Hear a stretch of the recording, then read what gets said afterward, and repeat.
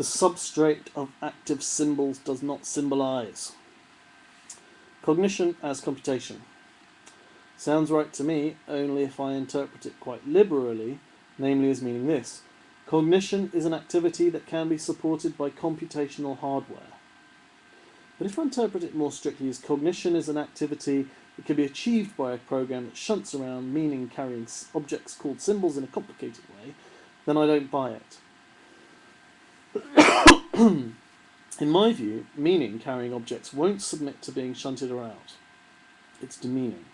Meaning-carrying agents, carrying objects carry meaning only by virtue of being active, autonomous agents themselves.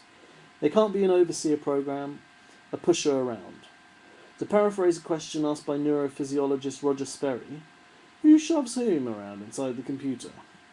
He asked it of the cranium. If some program shoves data structures around, then you can bet it's not carrying out cognition. Or more precisely, if the data structures are supposed to be meaning-carrying, representational things, then it's not cognition.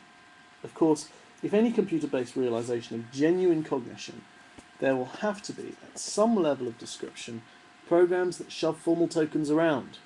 But it's only agglomerations of such tokens en masse that, above some unclear threshold of collectivity and cooperativity, achieve the status of genuine representation.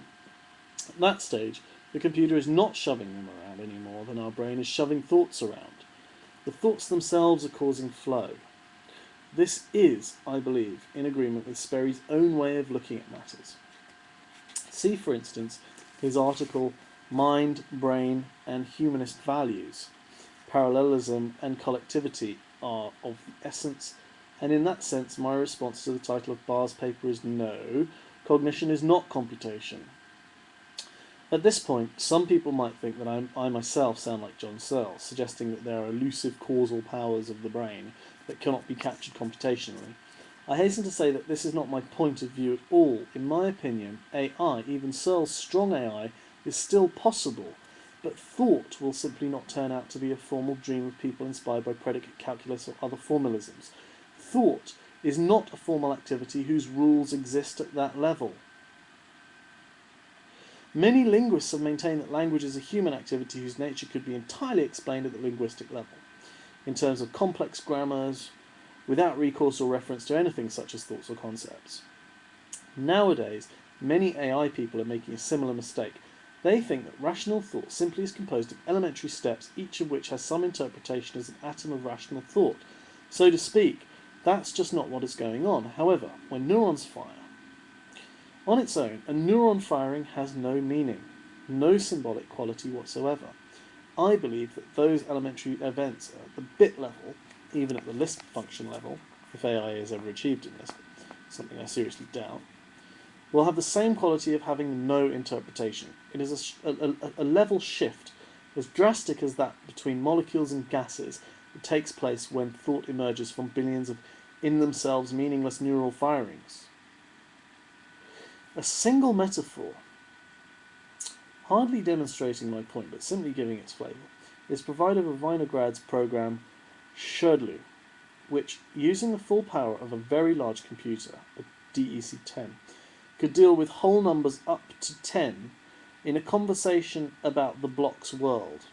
It knew nothing, at its cognitive level, of larger numbers. Turing invents a similar example, a rather sly one, in his paper Computing Machinery Intelligence, where he has a human ask a computer to do a sum, and the computer pauses 30 seconds and then answers incorrectly. Now, this need not be a ruse on the computer's part.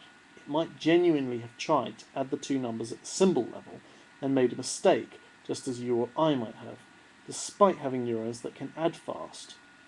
The point is simply that the lower level arithmetical processes out of which the higher level of any AI programs is composed, the adds, the shifts, the multiplies and so on, are completely shielded from its view.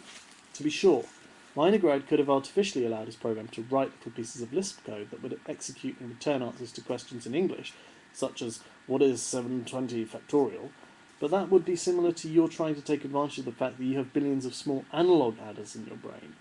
Sometime when you're trying to check a long grocery bill, you simply don't have the access to those adders. You can't reach them.